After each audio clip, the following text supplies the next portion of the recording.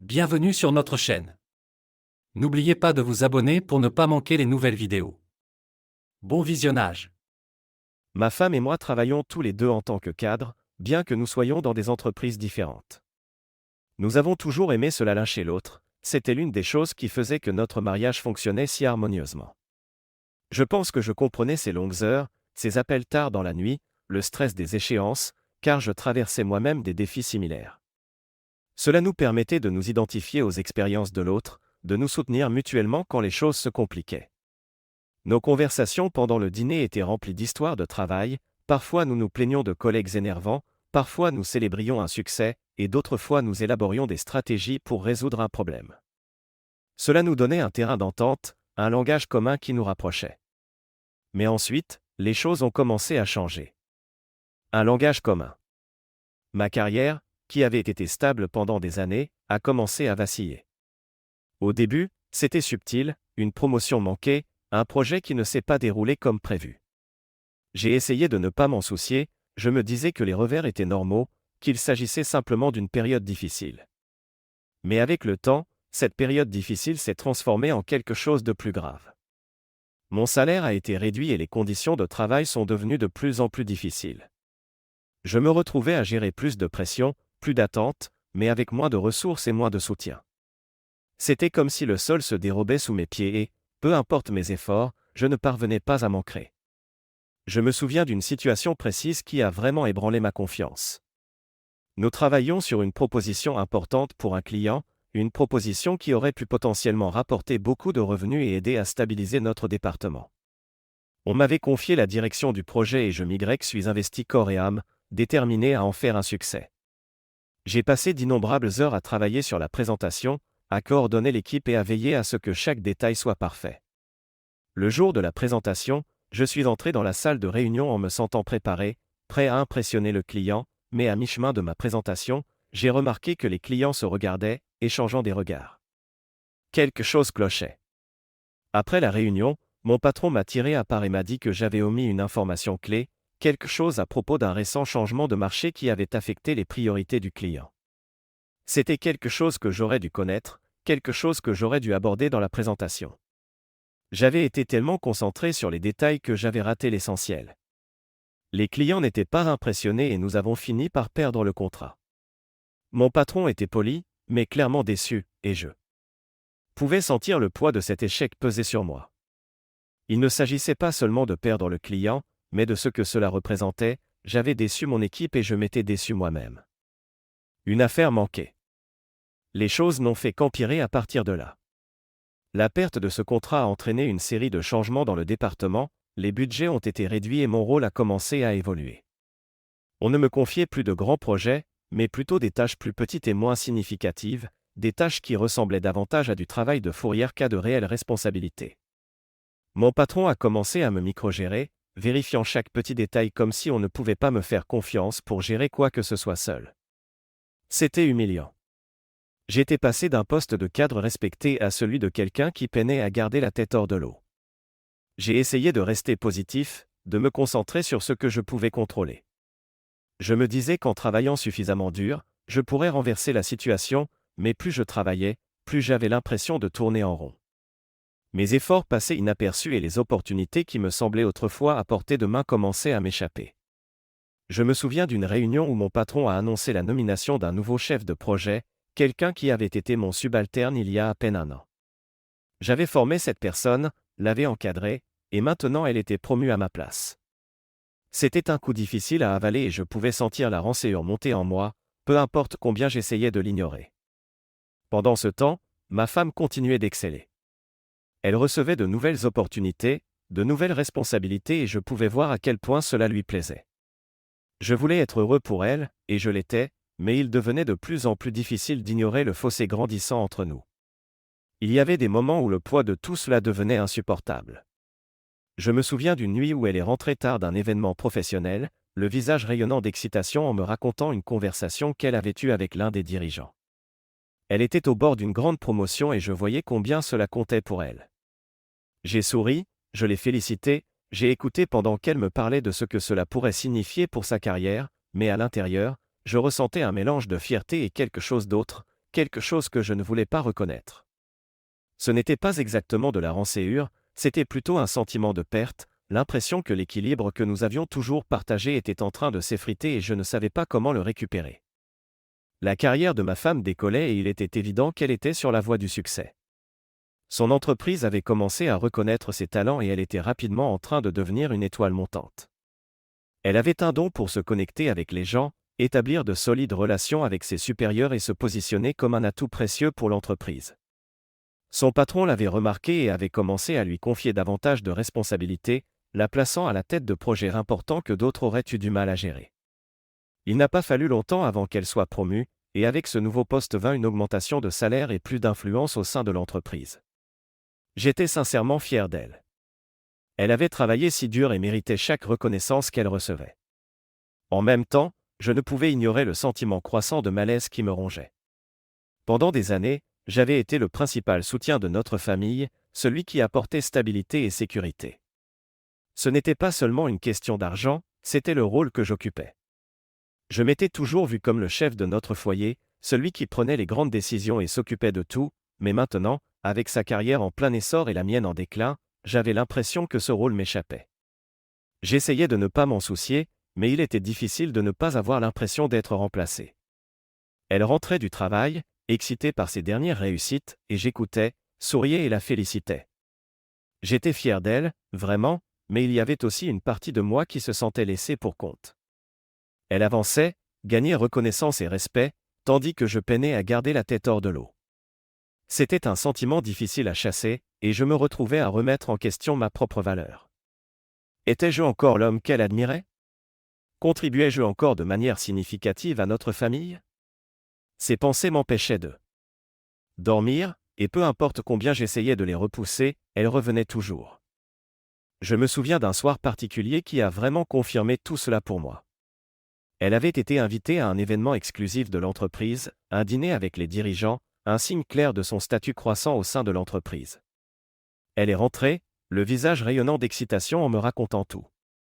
J'ai écouté, posé des questions et essayé de partager sa joie, mais au fond, je ressentais une douleur sourde. Ce n'était pas de la jalousie exactement, c'était plutôt un sentiment de perte, l'impression que l'équilibre que nous avions toujours partagé était en train de changer, et je ne savais pas comment le restaurer.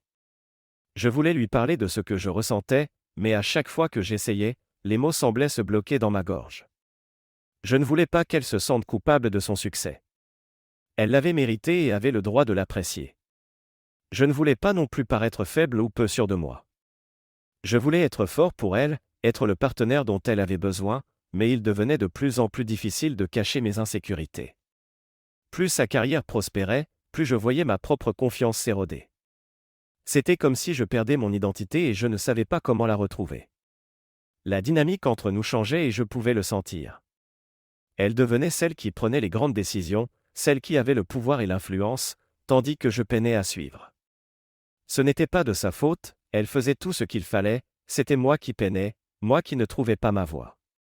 J'essayais d'être solidaire, d'être heureux pour elle, mais il était difficile de ne pas ressentir que je perdais ma place dans notre relation. Je l'aimais et je voulais son bonheur, mais je voulais aussi sentir que je comptais, que je contribuais encore de manière significative. Les soirées tardives au travail se faisaient de plus en plus fréquentes. Au début, c'était juste une soirée occasionnelle où elle devait rester un peu plus longtemps. Pour terminer un projet ou assister à une réunion qui s'éternisait, mais avec le temps, c'était presque toutes les nuits. Elle m'appelait en sortant du bureau pour s'excuser de son retard et m'expliquer qu'elle avait tant à faire, que c'était sa chance de faire ses preuves.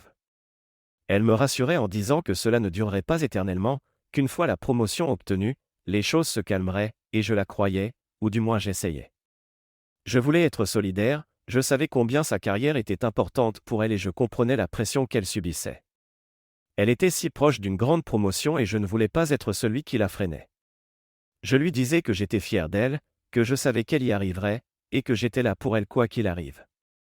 Je pensais chaque mot sincère, mais à mesure que les soirées tardives se multipliaient, je ne pouvais m'empêcher de ressentir un malaise croissant. Ce n'était pas que je ne lui faisais pas confiance, je lui faisais confiance, mais quelque chose dans cette situation me déplaisait. Lorsqu'elle rentrait enfin, elle avait l'air épuisée. Je pouvais le voir dans ses yeux, dans sa démarche, dans sa façon de parler. Elle était fatiguée, et je savais qu'elle se poussait à bout.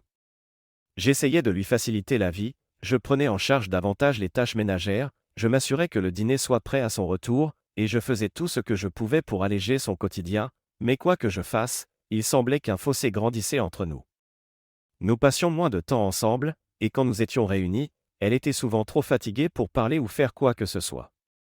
Je me disais que ce n'était qu'une phase, qu'une fois la promotion obtenue, tout redeviendrait normal, mais plus le temps passait, plus il devenait difficile d'ignorer ce sentiment persistant.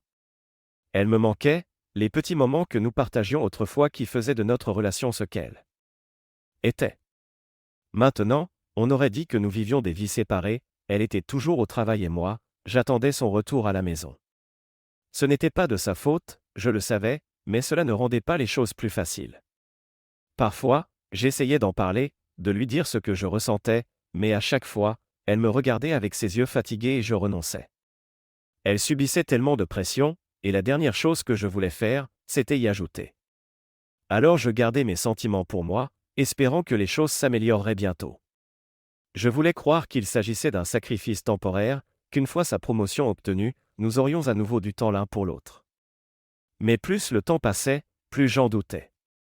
Un soir, elle est rentrée encore plus tard que d'habitude, l'air complètement épuisé, le regard usé et les épaules affaissées.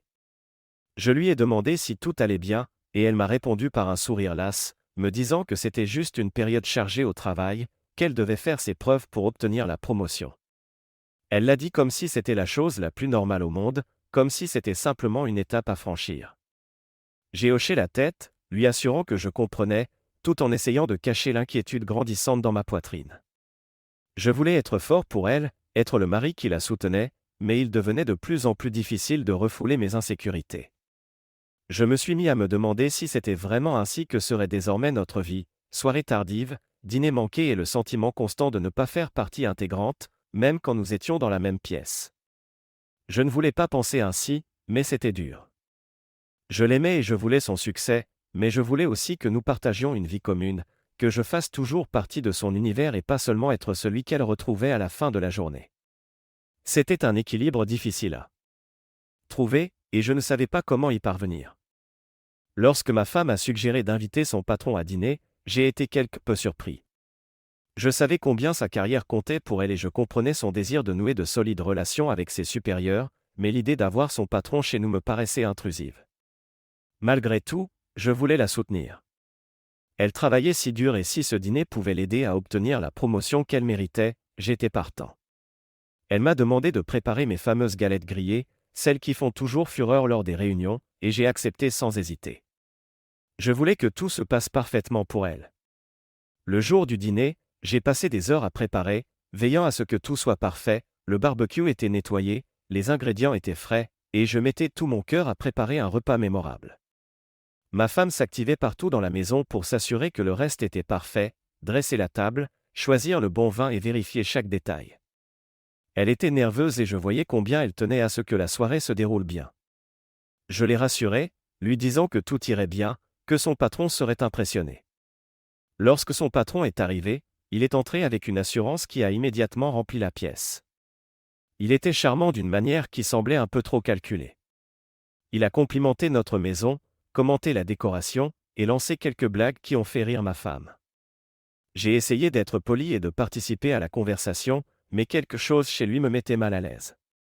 Au début, ce n'était rien de précis, juste une impression, le sentiment qu'il avait l'habitude d'obtenir ce qu'il voulait, quoi qu'il arrive. Au fil de la soirée, j'ai commencé à remarquer son comportement plus nettement. Il était trop familier avec ma femme, faisait des commentaires qui semblaient dépasser la limite entre le professionnel et le personnel. Il faisait des blagues un peu trop suggestives, et bien que ma femme les balayait d'un rire. Je pouvais voir le malaise dans ses yeux. J'ai tenté de ramener la conversation vers des sujets plus neutres, mais il avait ce don de dominer la discussion, de tout centrer sur lui. C'était frustrant et je me sentais de plus en plus mal à l'aise à mesure que la soirée avançait. À un moment donné, il s'est tourné vers moi et a dit « Tu as une femme formidable ici, elle va loin, tu sais, l'entreprise a de grands projets pour elle. » Il l'a dit avec un sourire, mais la façon dont il l'a dit a fait tordre mon estomac. J'ai forcé un sourire en hochant la tête, mais à l'intérieur, un tourbillon d'émotions s'agitait. J'étais fier de ma femme, bien sûr elle était talentueuse, travailleuse, et méritait chaque reconnaissance qu'elle recevait, mais quelque chose dans la façon dont il parlait d'elle semblait possessif, comme si son succès lui appartenait en partie. Cela m'a mis mal à l'aise et je ne pouvais m'empêcher de penser que ses intentions allaient au-delà d'une simple admiration professionnelle. Le reste du dîner s'est déroulé de manière similaire. Il louait le travail de ma femme, parlait de son avenir dans l'entreprise et soulignait qu'elle était sur la voie rapide du succès. Ma femme rayonnait et je voyais combien ses paroles comptaient pour elle. Elle avait travaillé si dur pour en arriver là, et entendre son patron reconnaître ses efforts était exactement ce dont elle avait besoin. J'ai essayé de me concentrer sur cela, d'être heureux pour elle, mais il m'était difficile d'ignorer la manière dont il lui parlait, la façon dont il la regardait.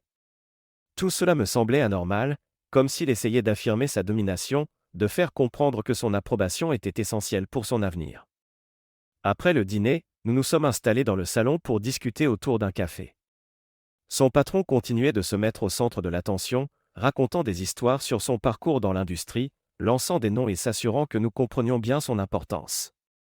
Ma femme écoutait attentivement, suspendue à chacune de ses paroles, et je faisais de mon mieux pour suivre, mais plus le temps passait, plus je me sentais comme un étranger dans ma propre maison. On aurait dit que la soirée ne nous concernait pas, mais était uniquement centrée sur lui, sur son ego, et sur l'assurance de son pouvoir. Lorsqu'il est finalement parti, ma femme s'est tournée vers moi, le visage rougi d'excitation, me demandant « Ça s'est bien passé, non ?» Ses yeux brillaient, et j'ai hoché la tête en forçant un sourire, mais à l'intérieur, un malaise persistant m'envahissait. Je voulais partager sa joie, mais je ne pouvais m'empêcher de penser à la manière dont son patron l'avait regardé, à la façon dont il lui avait parlé. Ce n'était pas seulement de l'admiration, c'était quelque chose d'autre, quelque chose qui me rendait protecteur, inquiété. Après ce dîner, les réunions avec son patron se sont faites plus fréquentes. D'abord, elle me mentionnait qu'elle devait rester tard pour une réunion ou qu'elle sortait dîner avec lui et quelques collègues.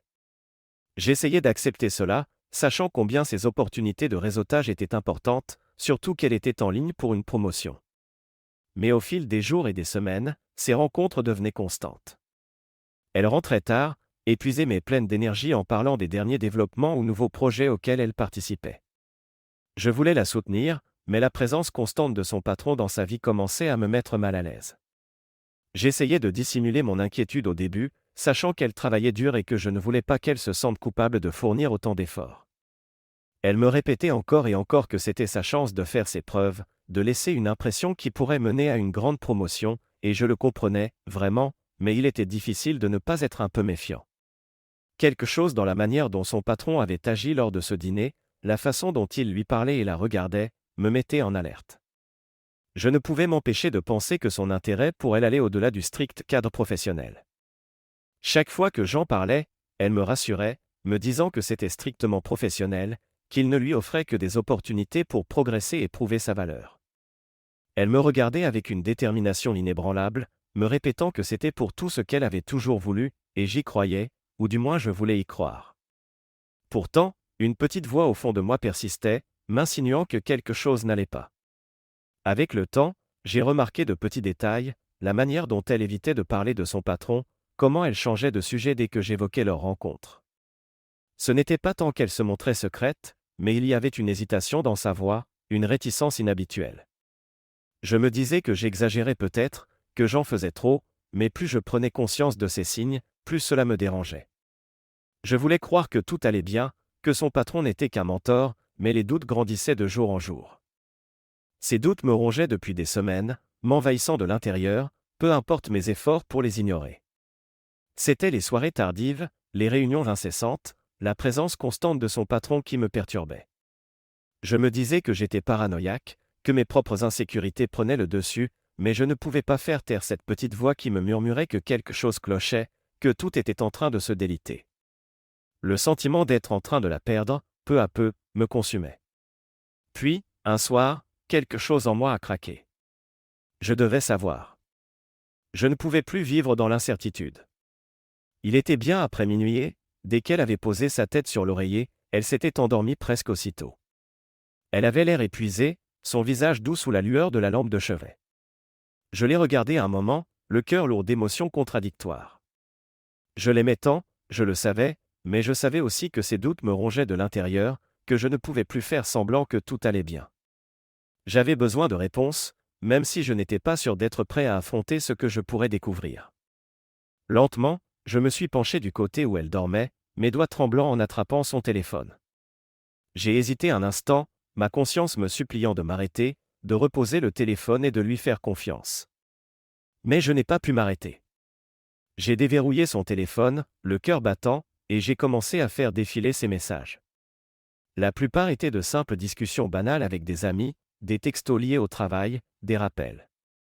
J'étais sur le point de reposer le téléphone, partagé entre culpabilité et soulagement, quand je l'ai vu, un message de son patron, son nom se détachant sur l'écran tel un signal. Mon estomac s'est noué en l'ouvrant. Mes yeux parcouraient les mots, tentant de comprendre ce que je lisais. Le message était court, direct. Il mentionnait une réunion dans un hôtel, 1 heure. Précise, un numéro de chambre, et ensuite il y avait cette ligne qui m'a glacé le sang, n'oublie pas d'apporter notre costume de chien préféré et sa laisse. J'ai fixé l'écran, l'esprit en ébullition, me demandant ce que cela pouvait signifier. J'ai relu le message encore et encore, espérant me tromper, chercher une explication logique, mais non mater le nombre de fois que je le lisais, le sens était clair, ce n'était pas une réunion de travail, ce n'était pas quelque chose d'innocent. Ma main a commencé à trembler, et une vague de nausée m'a envahi. Le costume, la laisse, c'était comme un coup de poing dans l'estomac, une confirmation de mes pires craintes. Je pouvais presque entendre mon cœur se briser en silence alors que je fixais l'écran, essayant de comprendre ce que je venais de découvrir. Des pensées douloureuses se bousculaient dans mon esprit, était-ce la raison pour laquelle elle passait tant de temps avec lui? Était-ce vraiment cela, toutes ces soirées tardives et ces réunions? Une colère blanche et brûlante m'a envahi, brouillant ma vision. J'ai voulu la réveiller pour l'affronter sur le champ, lui demander des explications, mais je suis resté paralysé, figé par le poids de ce que je venais de découvrir. Ma poitrine se serrait, j'avais du mal à respirer, comme si tout ce que je pensais savoir venait de s'effondrer en un instant. J'ai reposé le téléphone, mes mains tremblantes, le reposant de son côté du lit. Je me sentais comme dans un rêve, l'esprit embrouillé, incapable de mettre de l'ordre dans mes pensées. Je l'ai regardé, endormi paisiblement à côté de moi, et j'ai ressenti un tourbillon d'émotions intenses, colère, trahison, chagrin. Elle se mêlait en moi, me laissant vide et perdu. Je voulais la haïr, être furieux contre elle pour ce qu'elle faisait, mais tout ce que je ressentais, c'était une douleur profonde, une douleur qui m'envahissait tout entier. Je me suis levé du lit, m'avançant lentement pour ne pas la réveiller. J'avais besoin d'air, de fuir cette pièce, de m'éloigner de ce téléphone et de la réalité de ce que je venais de découvrir. Je suis descendu dans le couloir, mes pas lourds, mon corps engourdi, et je suis allé à la cuisine pour me servir un verre d'eau. En m'appuyant contre le comptoir, je tentais de reprendre le contrôle, mon esprit se répétant inlassablement le message, chaque mot me lacérant comme un couteau. Je me sentais submergé, incapable de reprendre mon souffle malgré tous mes efforts. Je pensais à tout ce que nous avions construit ensemble, aux années passées à bâtir une vie, un avenir. Les plans que nous avions faits, les rêves partagés, tout cela semblait désormais être un mensonge, une cruelle plaisanterie. Je voulais croire qu'il existait une autre explication, que rien n'était tel qu'il paraissait, mais au fond de moi, je savais. Je savais que la femme que j'aimais, celle à qui j'avais confié mon cœur, me cachait quelque chose d'inimaginable que je ne pourrais peut-être jamais pardonner. Les jours qui suivirent furent un flou continu. Mon esprit était en ébullition, incapable de se concentrer sur autre chose que le message sur son téléphone. À chaque fois que je fermais les yeux, je revoyais ces mots gravés dans ma mémoire. La colère, le chagrin, l'incrédulité se mêlaient en moi et, malgré mes efforts, je ne pouvais chasser le sentiment que mon monde était en train de s'effondrer. Je savais que je devais agir, que je ne pouvais pas rester là, sans rien faire, alors que la vérité m'échappait. C'est ainsi que, dès le lendemain, j'ai décidé de la suivre, de découvrir par moi-même ce qui se passait réellement. Samedi matin, ma femme m'a dit qu'elle allait rendre visite à sa mère. Elle l'a annoncé avec une telle désinvolture, avec une telle conviction que, si je ne savais pas ce que je savais, j'y aurais cru sans poser de questions. Elle m'a embrassé sur la joue, sourit, et m'a dit qu'elle ne serait pas de retour avant plus tard dans la soirée. Je l'ai regardée partir, le cœur battant, sachant exactement où elle allait et ce que je devais faire. Dès qu'elle fut partie, j'ai pris mes clés, je suis monté dans ma voiture et j'ai commencé à la suivre, en gardant une distance suffisante pour qu'elle ne me remarque pas. Le trajet m'a semblé interminable. J'étais à quelques voitures derrière, les yeux fixés sur son véhicule, les mains crispées sur le volant au point que mes jointures devenaient blanches. Je me disais que je pouvais me tromper, que peut-être elle se rendait vraiment chez sa mère, que tout cela n'était qu'un malentendu, mais au fond de moi, je savais où elle allait. Plus nous approchions de l'hôtel, plus mon cœur se serrait. Lorsqu'elle a finalement stationné, une vague de nausée m'a envahi. C'était la confirmation que je redoutais. J'ai garé ma voiture à quelques places, mes yeux ne quittant pas le sien alors qu'elle descendait et se dirigeait vers l'entrée de l'hôtel. Elle avait l'air calme, posée, comme si elle avait déjà fait cela plusieurs fois. Mon estomac se tordait en me regardant disparaître à travers les portes, et une colère sourde monta en moi, mêlée à un profond sentiment de trahison. Je ne pouvais rester là, dans l'ignorance. J'ai quitté ma voiture et je suis entré dans l'hôtel, le cœur battant la chamade, me dirigeant vers la réception. J'ai loué une chambre sur le même étage vers lequel elle se dirigeait, mes mains tremblant alors que je remettais ma carte de crédit. La réceptionniste m'a souri poliment, sans se douter de la tempête qui faisait rage en moi. Une fois en possession de la clé, je me suis dirigé vers l'ascenseur, l'esprit tourbillonnant d'une myriade de pensées, que ferais-je si je les voyais ensemble? Que dirais-je? Comment réagirais-je? Je n'avais aucune réponse, juste le besoin d'être là, de voir la vérité de mes propres yeux, aussi douloureuse soit-elle. Je suis arrivé à ma chambre, et fermé la porte discrètement, et me suis approché de la fenêtre. J'ai tiré légèrement le rideau pour apercevoir le parking en contrebas. Sa voiture était toujours là, douloureux rappel de la raison de ma présence. Je me suis assis au bord du lit, les yeux rivés sur la porte, guettant le moindre signe de mouvement, la moindre indication de ce qui se passait dans la chambre du couloir. Les minutes s'étiraient interminablement, chaque seconde me rapprochant un peu plus de la vérité que j'appréhendais tant. Je tentais de me calmer, de respirer profondément pour penser rationnellement, mais c'était impossible. L'image de son patron, le message sur son téléphone, la voir entrer dans l'hôtel, tout se rejouait en boucle dans mon esprit, alimentant mes peurs, ma colère, mon désespoir. Je voulais entrer dans cette chambre, les affronter, exiger des réponses, mais la terreur de ce que je pourrais découvrir me paralysait. Je n'étais pas encore prêt à affronter la vérité. Alors, j'ai attendu, le cœur lourd, l'esprit en ébullition, espérant un signe qui m'indiquerait quoi faire. Le temps semblait s'être arrêté, le silence de la chambre m'écrasant, rendant chaque respiration laborieuse. Je jetai un coup d'œil à l'horloge, chaque minute me rapprochant inexorablement de l'inévitable. Un mélange de peur et de détermination m'envahissait, un besoin désespéré de connaître la vérité, même si cela devait tout détruire. Je savais qu'après ce qui allait suivre, il n'y aurait plus de retour en arrière, plus de confiance, plus d'amour tel que nous l'avions connu. Chaque seconde qui passait faisait croître la tension en moi. Mes yeux restaient fixés sur le couloir, mes oreilles tendues à l'écoute du moindre bruit, quand soudain, j'entendis quelque chose, le léger grincement d'une porte qui s'ouvrait. Mon cœur s'arrêta presque, et je me suis précipité vers la porte, l'écartant juste assez pour voir ce qui se passait. J'ai aperçu un homme sortir de la chambre que j'observais, vêtu d'un costume ridicule à peine couvrant son corps, se dirigeant vers les toilettes du couloir. Mon pouls s'est accéléré, c'était ma chance. La porte de la chambre d'où il venait était entr'ouverte. Sans réfléchir, je suis sorti de ma chambre, les mains tremblantes en m'approchant de la porte. Je savais qu'une fois franchi, il n'y aurait pas de retour en arrière. Tout mon corps était tendu, mon cœur battait si fort que j'en avais du mal à entendre quoi que ce soit d'autre. J'ai doucement poussé la porte, et la scène qui s'est dévoilée devant moi dépassait tout ce que j'aurais pu imaginer. La chambre était faiblement éclairée et, en son centre, se trouvait ma femme, à quatre pattes, vêtue d'un costume de chien complet avec laisse et collier. Mon souffle s'est coupé lorsque j'ai vu le groupe d'hommes qui l'entouraient, tous complètement nus, le visage déformé en sourire grotesque. Parmi eux se trouvait son patron, ses yeux brillants d'un mélange de pouvoir et de satisfaction. Pendant un instant, je n'ai rien pu faire, complètement figé, mon esprit incapable de traiter ce que je voyais. C'était comme un cauchemar devenu réalité, une version tordue et surréaliste de la réalité dont je ne pouvais échapper. La femme que j'avais aimée, en qui j'avais placé toute ma confiance, était là, dégradée d'une manière qui me faisait perdre l'estomac.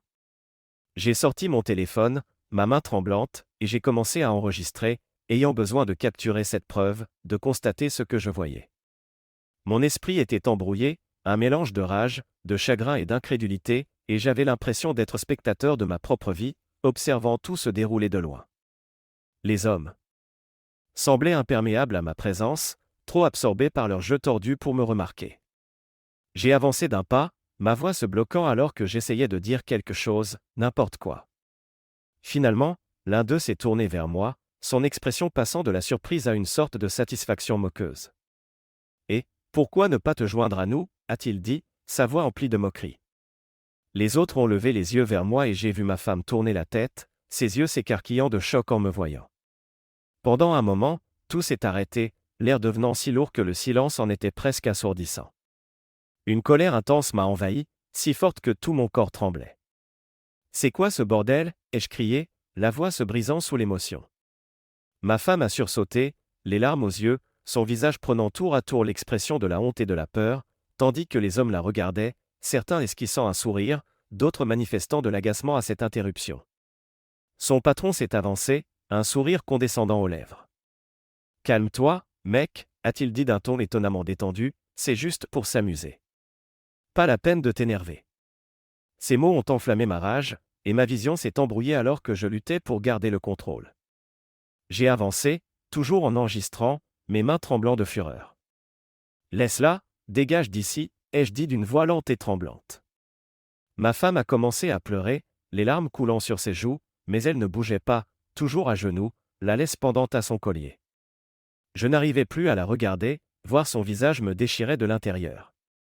Les hommes restaient là, certains haussant les épaules, d'autres l'air ennuyés, comme si cela ne représentait qu'un désagrément de plus.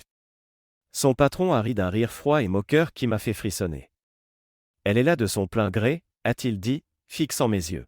« Peut-être devrais-tu réfléchir à ce que cela signifie. » Ces paroles m'ont frappé comme un coup de poing, et j'ai senti ma rage exploser. J'ai serré les poings, le corps tremblant, et j'ai lancé « Tu crois que c'est une plaisanterie ? Tu penses vraiment pouvoir t'en tirer comme ça ?» La trahison, l'humiliation, le fait que la femme que j'avais aimée et en qui j'avais toute confiance se soit comportée ainsi me déchirait intérieurement.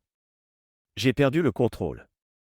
Je me suis précipité vers lui, le saisissant par le col et le heurtant contre le mur. « Espèce de salaud tordu !» ai-je rugi, ma voix résonnant dans la petite pièce. Les hommes reculèrent, surpris, et pendant un instant, j'eus l'impression de reprendre le dessus, de pouvoir les punir pour ce qu'ils avaient fait. J'ai jeté un regard à ma femme, son visage enfoui dans ses mains, ses épaules secouées par des sanglots silencieux, et j'ai senti quelque chose en moi se briser. Je l'ai repoussé, le patron se heurtant violemment contre le mur. « Reste loin d'elle, espèce de... » ai-je hurlé, la voix se brisant, « Reste loin d'elle. » Ma femme continuait de sangloter, et je savais que je ne pouvais plus rester là. J'ai tourné les talons et je suis sorti en trombe de la pièce, les poings toujours serrés, le corps tremblant sous l'adrénaline. Je pouvais entendre les murmures derrière moi, mais il n'y avait plus de place pour le rire. Mon champ de vision se brouillait sous les larmes, je n'arrivais plus à discerner où j'allais, le tout comme un cauchemar sans fin. Dans l'ascenseur, mon corps était engourdi, mon cœur battant la chamade. Je ne savais plus quoi faire, ni où aller. J'avais juste besoin de m'éloigner de cet enfer. Je me suis dirigé vers le hall, où l'atmosphère semblait se resserrer autour de moi, l'air devenant lourd, étouffant. Je sentais que je coulais, incapable de reprendre mon souffle. J'ai atteint l'ascenseur et, désespéré, j'ai pressé le bouton pour descendre.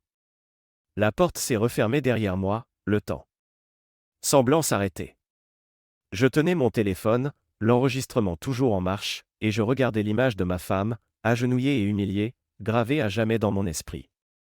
Une boule de tristesse, de colère et d'impuissance s'est formée dans ma gorge, mais je refusais de laisser la douleur me paralyser. Je devais agir, trouver un moyen de donner un sens à tout cela, de faire payer ceux qui avaient tout détruit.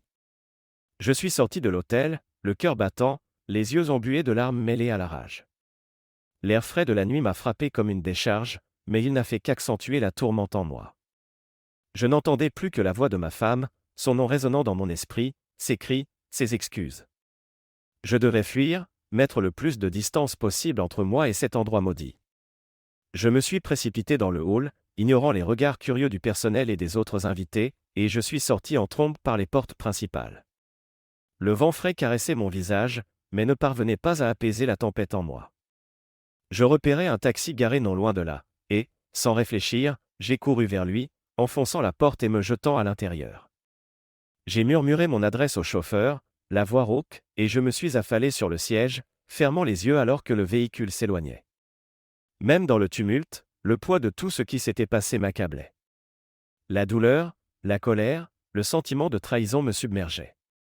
J'entendais encore les rires moqueurs, les paroles du patron, le visage de ma femme, et je ne pouvais m'empêcher de verser une larme, vite essuyée par la détermination de ne pas m'effondrer. Quand je suis enfin rentré chez moi, la maison semblait différente, froide, vide, comme si elle ne m'appartenait plus. J'ai franchi la porte d'entrée, la refermant derrière moi, et j'ai longtemps regardé les lieux qui m'étaient familiers, mais qui ne l'étaient plus vraiment. Tout paraissait identique, mais l'atmosphère avait changé, la vie que j'avais connue, la vie que j'avais construite avec elle, avait disparu. C'était comme si je me retrouvais dans la maison d'un inconnu, un lieu où je n'avais plus ma place. J'ai pris une profonde inspiration pour essayer de retrouver mes esprits, mais la douleur dans ma poitrine ne faisait que s'amplifier. Je savais ce que je devais faire, je ne pouvais pas rester ici, entouré des souvenirs qui me déchiraient à chaque instant. J'ai commencé à rassembler mes affaires, sans m'intéresser aux vêtements ou aux objets matériels, juste l'essentiel. J'ai ouvert le coffre-fort, pris l'argent, les documents, les bijoux, tout ce qui avait de la valeur, mes mains tremblantes remplissant une valise. Mon esprit était en vrac, incapable de traiter ce qui venait de se passer, je savais seulement que je devais partir, que je ne pouvais plus rester une seconde de plus. Une fois mes affaires prêtes, j'ai jeté un dernier regard dans la pièce, comme si j'observais la vie d'une autre personne qui s'effondrait devant moi, les photos au mur, les souvenirs que nous avions partagés, tout cela semblait être un mensonge cruel. Une colère brûlante m'a envahi, me donnant l'envie de tout détruire pour effacer ces souvenirs, mais je savais que rien de tout cela ne changerait le passé, ne soulagerait la douleur. J'ai alors rassemblé mon courage, attrapé la valise et me suis dirigé vers la porte, le cœur lourd, partagé entre colère et chagrin. J'ai appelé mon meilleur ami en sortant de la maison, la voix tremblante, lui demandant s'il pouvait m'héberger quelque temps. Sans poser de questions, il a accepté, me disant de venir chez lui. J'ai raccroché, essayant de retenir mes larmes, soulagé d'avoir un refuge, mais conscient que la douleur restait, une douleur qui me rappelait tout ce que j'avais perdu. Les jours suivants furent un brouillard de douleur et de colère. Je me déplaçais dans l'appartement de mon ami comme un fantôme, incapable de chasser les images de cette nuit horrible. Je mangeais à peine, je ne dormais presque plus, mon esprit hanté par ce que j'avais vu. Mon ami essayait de m'aider, me soutenant, mais il n'y avait rien de vraiment apaisant face à la douleur d'une trahison aussi profonde. J'étais brisé, comme si tout ce qui avait compté pour moi avait été réduit en miettes. Pourtant, au milieu du désespoir, une colère brûlait en moi, un désir de justice, de revanche. Je savais que je ne pouvais pas laisser cela impuni, que je devais faire payer son patron et ses hommes pour ce qu'ils avaient fait. Un soir, alors que je restais éveillé, fixant le plafond, j'ai pris la décision de regarder à nouveau l'enregistrement de cette nuit. Je savais que cela me répugnait, que cela me déchirait à nouveau, mais c'était nécessaire. Le visionnage m'a rempli d'une horreur mêlée de détermination. Ces hommes m'avaient tout pris, ma dignité, mon amour, ma vie telle que je la connaissais. Ils avaient humilié, rabaissé, traité ma femme comme un objet pour leur amusement. Je ne pouvais pas les laisser s'en tirer. Le lendemain, j'ai commencé à contacter des journalistes de confiance, à exposer cette histoire. Ce n'était pas facile, chaque mot me semblait rouvrir une plaie à peine cicatrisée, mais je savais que c'était la bonne chose à faire. J'ai envoyé l'enregistrement à un journaliste en qui j'avais confiance, quelqu'un qui traiterait cette histoire avec sérieux et discrétion. C'était risqué, de dévoiler une partie aussi intime de ma vie, mais je devais le faire pour exposer la vérité. Bientôt, l'affaire fit les gros titres. Le scandale secoua l'entreprise, l'enregistrement diffusé partout, le visage du patron et des autres hommes affichés sur tous les écrans. Les conséquences furent immédiates et brutales, le patron fut licencié, tout comme les autres impliqués. L'entreprise publia un communiqué condamnant leurs agissements, se distanciant du scandale autant que possible. C'était le chaos, et pour la première fois depuis des semaines, je ressentis un sentiment de vindication. Ils devaient en payer le prix. Mais les retombées ne s'arrêtèrent pas là. Le nom de ma femme fut également entraîné dans le scandale. Son implication exposée au grand jour, elle perdit son emploi, sa réputation fut ruinée, et son image apparaissait sur les tabloïds aux côtés de ceux qui l'avaient exploitée. Même après tout ce qui s'était passé, une part de moi continuait de se soucier d'elle, de se rappeler la femme que j'avais aimée. Mais cette part était désormais ensevelie sous des couches de douleur et de colère, et je ne pouvais plus lui tendre la main pour lui offrir du réconfort. Elle avait fait ses choix, et désormais, elle devait en subir les conséquences. Finalement, le scandale changea tout. Il détruisit la vie que nous avions construite ensemble, ne laissant que des cendres derrière lui, mais il me donna aussi l'occasion de recommencer, de bâtir quelque chose de nouveau pour moi, libre des mensonges et de la trahison qui avaient défini mon existence. Ce ne fut pas facile, et il y eut encore des jours où la douleur paraissait insurmontable, où le souvenir de cette nuit menaçait de me submerger. Mais j'avais survécu, et j'avais trouvé un moyen d'aller de l'avant, et cela, au final, suffisait. Quant à elle, j'entendis, par des amis communs, qu'elle rencontrait des difficultés. Des rumeurs circulaient sur sa chute, elle avait perdu son emploi, ses amis, son statut dans la communauté.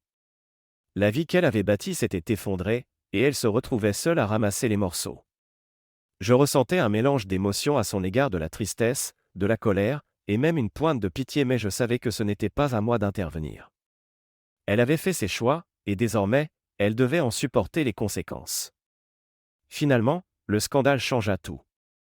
Il déchira la vie que nous avions construite ensemble, laissant derrière lui des cendres, mais il me permit aussi de repartir à zéro, de bâtir une nouvelle vie, libérée des mensonges et de la trahison qui avaient autrefois défini mon existence. Ce ne fut pas facile et, parfois, la douleur menaçait encore de m'envahir, mais je savais que je devais avancer. J'avais de nouvelles responsabilités, de nouveaux objectifs, et je me suis plongé corps et âme dans mon travail, déterminé à tirer le meilleur parti de cette seconde chance.